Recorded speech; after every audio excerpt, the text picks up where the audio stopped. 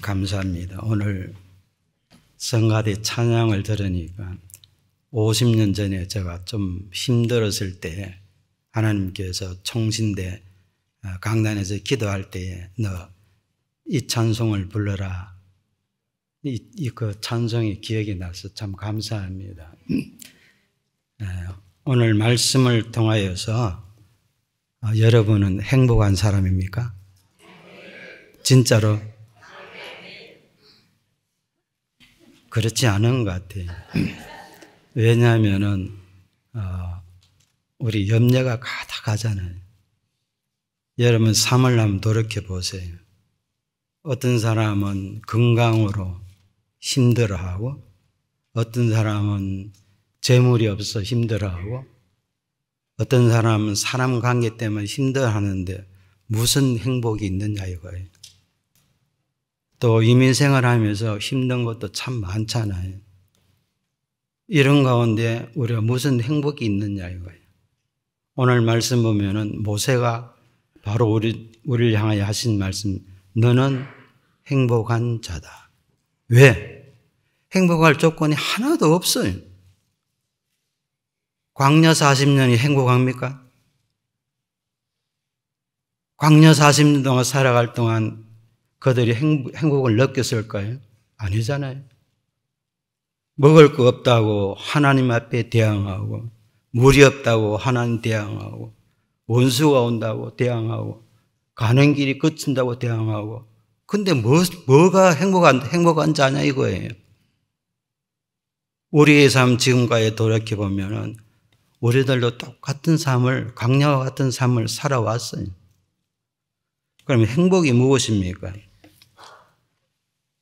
여러분, 행복이 무엇입니까? 나는 행복한 자인데 행복이 무엇이냐 이거예요. 성경에는 행복을 복으로도 표현하거든요.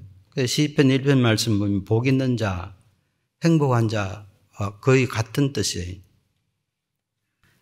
행복이라는 것은 내 마음에 기쁨이 넘치고 만족하고 즐거움이 넘치는 것이 행복이에요. 근데 여러분 그렇습니까? 한 분밖에 없네요.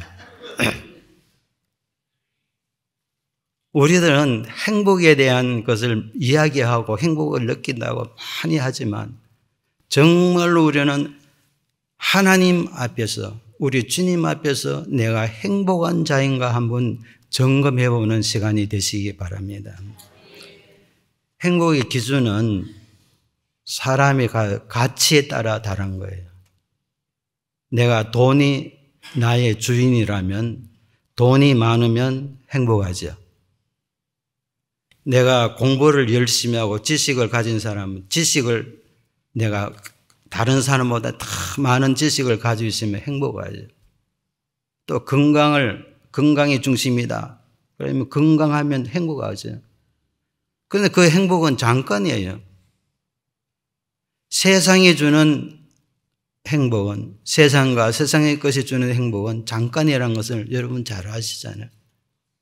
저도 돌이켜 볼 때에 세상의 것은 잠깐이었어요.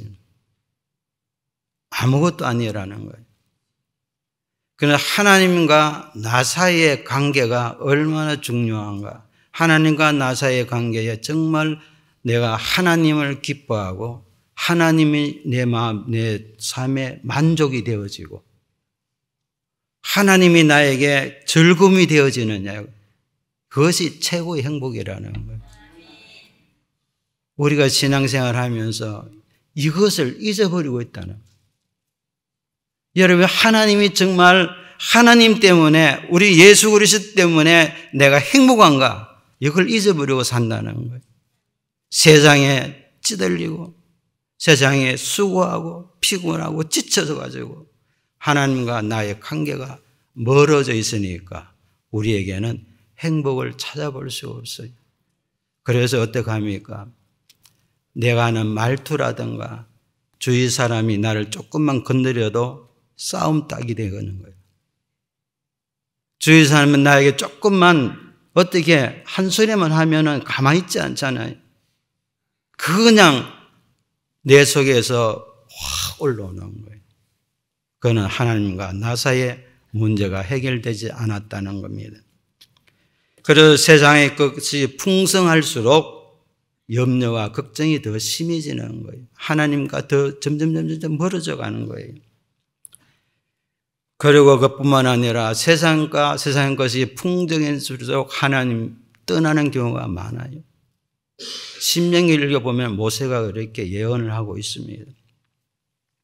그래서 우리들은 행복은 평안과 기쁨이 동반되어 찾아오는 거예요. 내 마음속에 내가 주님을 섬기고 주님을 위하여 헌신하고 충성했는데 내 마음에 평안이 없어요. 내 마음에 기쁨이 없어요. 그러면 하나님과 나 사이에 내가 하나님께 어떻게 했길래 나에게 기쁨이 없고 행복이 없느냐? 내가 하나님을 어떻게 섬겼길래? 그것은 내가 섬겼지 하나님이 원하시는 섬김이 아니기 때문에 그렇다는 거예요. 오늘 모세는 이스라엘 백성들을 향하여서 말씀합니다. 너는 행복한 자다. 앞에서 말씀드렸잖아요. 행복한 조건 하나도 없는 이스라엘 백성을 향하여서 행복한 자라 이렇게 합니다.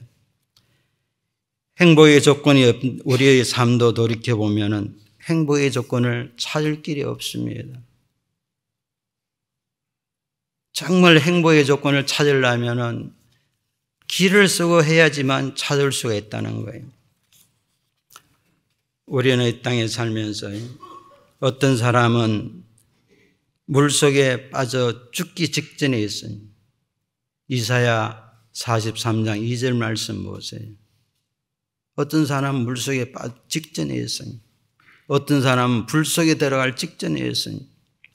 시편 23편 4절 말씀 보세요. 사망의 엄청난 꼴짝이에 걸어가는 사람도 있어요. 이런 가운데 있을지라도 행복을 느낄 수 있는 것은 다른 것이 없어요. 두 말씀에 공통적인 것이 무엇인지 아십니까? 하나님이 나와 함께 하심이라. 하나님께서 나와 함께 하시기 때문에 물속에 빠져 죽을지라도 불속에 들어갈지라도 사망의 엄청난 꼴짝을 걸어갈다 할지라도 우리는 행복한 자라는 그것을 모세는 우리에게 말씀하고 있는 것입니다. 자, 그래서 모세가 우리에게 행복에 대한 이유를 설명하는데 첫째로 말씀 보니까 하나님이 나의 하나님으로 나의 하나님이 되셨다는 거예요. 이 세상에서 모든 것을 다 누린다 할지라도 하나님이 나의 하나님이 아니라면 불쌍한 사람이에요. 즉 예수 그리스도가 나의 구주가 아니라면 세상에 무엇을 가진다 할지라도 그 사람은 굉장한 불쌍한 사람이에요. 어리석은 사람이에요. 내가 세상 것하고 예수 그리스도하고 바꾸자고 하면 바꾸겠습니까? 만약에 여러분에게 돈을 정말로 $1,000,000를 줄 테니까 너 예수 믿지 않을래? 그러면 바꾸겠습니까? 오늘날 그런 사람들이 많다는 거예요. 교회에 출석은 하지만 교회 안에 들어오지만 하나님이 나의 하나님 되지 아니하는 성도들이 참 많다는 거예요. 오늘 시간 여러분 다시 한번 나를 점검해 보세요. 하나님이 나의 하나님이 되심에 감사하는 하나님이 나의 하나님으로 되어주셨다는 것 이것보다는 더 큰 은혜가 어디 있습니까? 다른 은혜보다도 나는 하나님의 자녀가 되었다는 사실이 얼마나 좋습니까? 그런데 우리는 잊어버리면 살아가는 거예요. 삶에 지쳐 있어가지고 하나님이 나의 하나님이라는 잊어버리면 사는 거예요. 그 하나님을 잊어버리며 사니까 어떡합니까? 굉장히 세상에서 막 수고하고 애쓰고 고통하고 그렇게 살잖아요. 그래서 그런 자를 향하여서 주님께서 하신 말씀이 수고하고 무거운 짐 자들아 다 내게로 오라 내가 너희를 쉬게 하리라. 그 시기하려는 속에는 행복, 복이 있다는 거예요. 이렇게 하나님은 나의 하나님 됐다는 사실을 여러분 꼭 기억하시고 나의 하나님 안에서 행복을 누리는 귀한 성도가 되시기 바랍니다. 나의 하나님께서 우리와 어떻게 하시는가 보니까 함께 하셨어요. 26절 말씀 보면은 26절에 쭉 말씀 보면 하나님께서 나와 함께 하시는 거예요. 내가 함께 하는 거 아니에요. 착각하고 있는 사람 참 많아요. 내가 하나님 앞에 가까이 나가는 것이 아니라 하나님께서 나에게 가까이 오신 거예요. 하나님께서 나에게 가까이 오셨는데 얼마나 우리를 사랑하셨는지 독생자를 보내주셔서 나와 함께 하시는 거예요. 이것이 우리의 하나님의 사랑이라는 거예요. 하나님께서 함께 하시는데 착각하여서 내가 하나님 앞에 나가서 일하고 내가 하나님 앞에 나와서 찬송하고 내가 하나님 앞에 나와서 무엇 한다. 그건 착각이에요. 하나님께서 나에게 찬송하게 하시고 하나님께서 나에게 일을 하게 하시고 하나님께서 나에게 주를 위하여서 마음껏 할 수 있도록 모든 것을 주시는 하나님께서 나와 함께 하신다는 거예요. 시편 24편 4절 말씀 무엇입니까? 사망의 엄침한 골짜기를 다닐지라도 해를 두려워하지 않을 것은 주께서 나와 함께 하심이라. 사망의 엄침한 골짜기 있는데 내가 하나님 앞에 가는 것이 아니잖아요.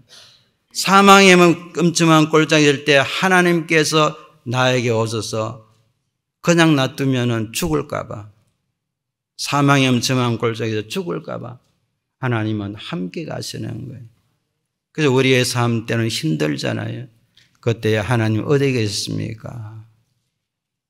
하나님 어디 계신가요? 함께 계신 거예요. 하나님께 찾아오시는 거예요. 여러분 삶 힘들 때도 있잖아요. 정말 아플 때도 있잖아요. 그때 하나님 원망하는 자들이 참 많아요. 하나님 왜 하필이면은 납니까 그러잖아요. 아니 하나님 함께 하신 거예요. 하나님도 함께 아픔을 지고 가시고 계시는 거예요. 그러니까 하나님은 그것을 거기에서 죽지 아니하도록 거기에서 정말로 더 이상 놔두면은 소생할 수 없으니까 하나님께서 함께 하셔서 5절 말씀 보면 온수 앞에 상을 베푸시고 기름으로 내 머리에 바르시니 내 잔이 차고 넘치나이다. 하나님께서는 우리의 어려움을 옮겨 놓지 아니하시고 참 저 목회하고 선교사 일을 하면서 또 삶을 살볼 때 하나님은 절대로 우리의 환경을 옮겨 놓지 않더라고요. 그냥 환경을 가지고 함께 가시다가 가시면서 결국에 보니까 하나님의 은혜가 넘치더라는 거예요. 이것이 하나님의 방법이에요. 우리의 땅에 살면서 어떤 일이 벌어진다 할지라도 하나님은 나의 하나님이 되셔서 나와 함께 하신다는 이 놀라운 사실에 여러분 감사하고 행복하시기 바랍니다. 하나님께서 함께 하시기 때문에 우리들은 예수 그리스도의 생명을 소유한 자입니다. 우리들은 예수 그리스도의 생명을 가지고 있는 자입니다. 그래서 생명을 가지고 있는 사람은 생명의 생각을 해야 돼요. 그렇잖아요. 살아있는 사람이 죽은 생각하면은 미련한 사람이잖아요. 하나님께서 나와 함께 하셨는데 우리의 생각이 생명의 생각, 하나님께서 원하시는 생각, 하나님 기뻐하시는 생각, 믿음의 생각으로 우리 생각이 바뀌어져야 된다는 거예요. 그럼 우리는 어떠합니까? 신앙생활을 하면서 우리 입으로 고린도전서 2장에 보면은 사망의 생각과 생명의 생각이 있거든요. 사망의 생각 안 하는 거예요. 사망의 생각은 무엇입니까? 대표적인 것은 모든 것이 염려와 걱정이라는 거예요. 여러분 기도하면서 우리에게 안 빠져나가는 것 딱 한 가지 있어요. 염려. 실컷 기도해놓고 될까? 염려는 어떻게든지 우리의 삶 속에 신앙 속에서 빠지지 아니하는 것이 염려예요. 이 염려를 내보내야 되는데 그렇지 못한다는 거예요. 그래서 빌립보서 4장 6절 말씀 보면은 모든 염려를 감사함으로 하나님께 아뢰라 그랬거든. 그래도 우리는 못해요. 기도할 때도 염려하고 주의 일을 할 때도 염려하고 될까 말까. 이 염려라는 이 사망의 생각이 우리에게 빠져나가지 않는 거예요. 이것을 먼저 우리는 뽑아버려야 합니다. 이제 하나님께서 나와 함께 하시기 때문에 우리들은 주님 안에 거하는 자들입니다. 주님 안에 거하는 자들은 무엇을 해야 되느냐? 요한복음 15장 말씀 보면 하나님이 기뻐하시는 아름다운 열매를 맺어야 합니다. 하나님의 백성된 우리들은 아름다운 열매가 무엇입니까? 성경에 여러 가지 열매가 있는데 그 중에서 저는 여러 가지 열매 가운데 성령의 열매라고 생각합니다. 성령의 열매는 하나하나 떨어진 것이 아니고 하나거든요. 그 안에 다 들어있는 거예요. 성령의 열매를 맺기 위해서는 예수 그리스도 안에 들어가야지만이 맺을 수 있는 거예요. 그래서 성령께서 주님 안에 있는 자에게 성령께서 역사하셔서 열매를 맺게 하시는 거예요. 예수 그리스도 밖에서 신앙생활 하다가 주일날 교회에 와서 주님 안에 있고 나가서 세상에 살다가 성령의 열매를 맺을 수가 없는 거예요. 교회 안에서나 교회 밖에서나 똑같이 예수 안에 있을 때에 교회 안에서도 성령의 열매요, 교회 밖에서도 성령의 열매가 나타나는 것입니다. 그래서 우리들은 이제 하나님이 나의 하나님이신 분이 나와 함께 계시고 이 나와 함께 하시는 우리 주님을 나의 구주로 고백할 수 있는 놀라운 사실에 감사하시기 바랍니다. 그다음에 말씀을 보면은 나의 하나님께서 어떻게 하시는가? 지금까지 도우셨다. 광야 40년을 하나님께 도우셨잖아요. 40년을 걸어가는데 발이 부릅뜨지 아니하고 이 옷이 헤어지지 아니했다 그랬어요. 40년 동안 먹이시고 입히시고 그들을 인도하신 거예요. 뒤돌아보세요. 저도 뒤돌아보면 참 하나님의 은혜가 하나님께서 지금까지 이 미국에 올 수 있는 길도 하나님의 은혜였다는 거예요. 5년 만에 왔지만 도저히 저희 환경에서 올 수 있는 환경이 아니었는데 하나님께서 역사해 주시고 은혜 베풀어 주셨다는 거예요. 이렇게 하나님께서는 지금까지 도와주셨다는 사실에 여러분 감사하고 행복하시기 바랍니다. 여러분 지난 날의 삶 내가 산 것은 아니에요. 이스라엘 백성 광야 40년 보세요. 그들이 살았습니까? 하나님께서 날마다 구름 기둥, 불 기둥으로 그들을 인도하시고 배고프다 그럴 때에 만나 주시고 고기 먹고 싶다 그럴 때 메추라기 보내주시고 물이 없다라고 원망할 때 반석을 쳐서 물을 내시고 아모리 족속에 와서 피곤하고 약한 사람 칠 때에 하나님 저 원수 어떡합니까 했을 때 하나님께서 물려쳐 주시고 이스라엘 백성이 저들이 한 것 하나도 없어요. 하나님께서 함께 하시고 하나님께서 그들을 불쌍히 여겨서 함께 하시고 그들을 도와줬다는 사실을 우리는 다시 한번 기억해야 됩니다. 그래서 우리들은 뒤돌아보지 말고 앞으로 나와 함께 걸어가시는 믿음의 주요 온전케 하신 예수 그리스도를 바라보는 귀한 성도가 되시기 바랍니다. 그 다음에 행복의 이유를 설명하고 있는데 이것이 제일 큰 이유라고 생각이 되었습니다. 29절 말씀 보면 행복한 삶이로다. 여호와의 구원을 너같이 얻을 백성이 누구냐? 얻은 백성이 누구냐? 구원. 이 구원을 받은 백성은 그 당시에 이스라엘 백성밖에 없잖아요. 우리의 최고의 행복은 무엇이냐? 예수 그리스도를 보혈을 통하여서 우리가 제상을 받고 주님의 생명을 누리고 있다는 것. 이 구원의 축복만 더 큰 축복은 없어요. 이 구원의 축복만큼 그 더 큰 행복은 없다는 거예요. 여러분 구원에 대한 확신이 있습니까? 그건 참 행복한 사람이에요. 오늘 말씀이 그렇잖아요. 구원에 대한 확신이 있는 사람은 행복을 누리며 살아가는 자들입니다. 이제 여러분 이 땅에 살면서 내가 과연 구원의 은혜 가운데 살고 있는가? 정말 구원의 축복을 생각하면서 예수 그리스도가 나를 위하여서 십자가에 못 박혀 피 흘려서 나를 구원해 주셨구나.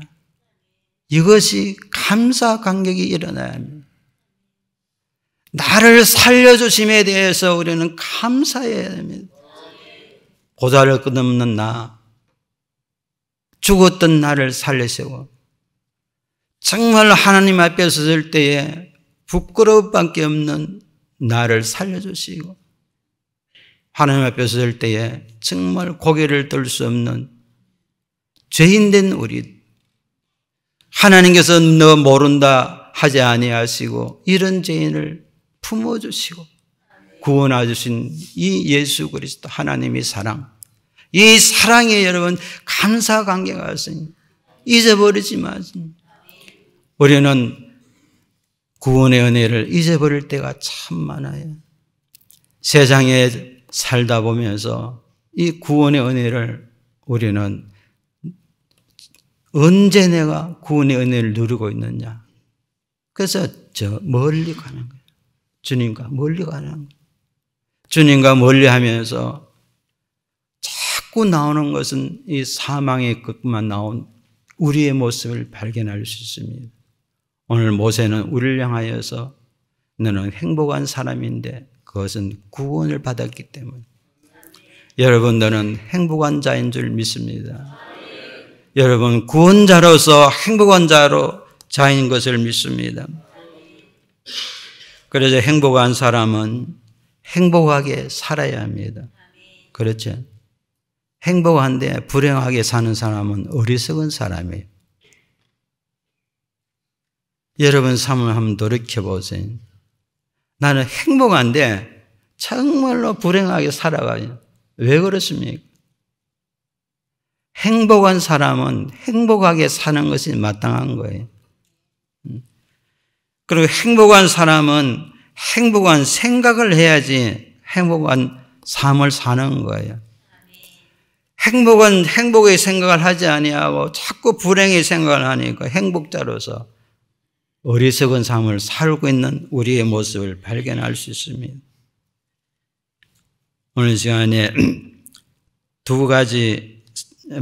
세 가지의 하나님 말씀을 여러분에게 말씀을 전하면서 말씀 마치도록 하겠습니다. 이사야 32장 8절 말씀 보면은 존귀한 자는 존귀한 일을 계획하나니 그는 항상 존귀한 일에 서리라. 이 말씀을 바꿔보세요. 행복한 자는 행복한 일을 계획하고 행복한 사람은 행복한 일에 선다라는 그 말씀으로 생각해 볼 수 있습니다. 두 번째 말씀은 시편 49편 20절 말씀 보면 존귀하나 깨닫지 못한 사람은 짐승과 같도다. 내가 행복한데 예수 그리스도 안에서 행복한데 깨닫지 못하면 짐승이라는 거예요. 이 시편 49편 20절 말씀같이 존귀하나 깨닫지 못한 자는 멸망하는 짐승과 같도다. 여러분 이렇게 살길 원합니까? 아니잖아요. 존귀한 자, 즉 행복한 자는 행복한 것을 깨닫고 하나님께 주시는 복된 귀한 성도가 되시기 바랍니다. 그럼 마지막은 시편 1편에서 말씀 보면 복 있는 사람은 악인들에게 죄인들의 기 오만한 자의 자리라거든요.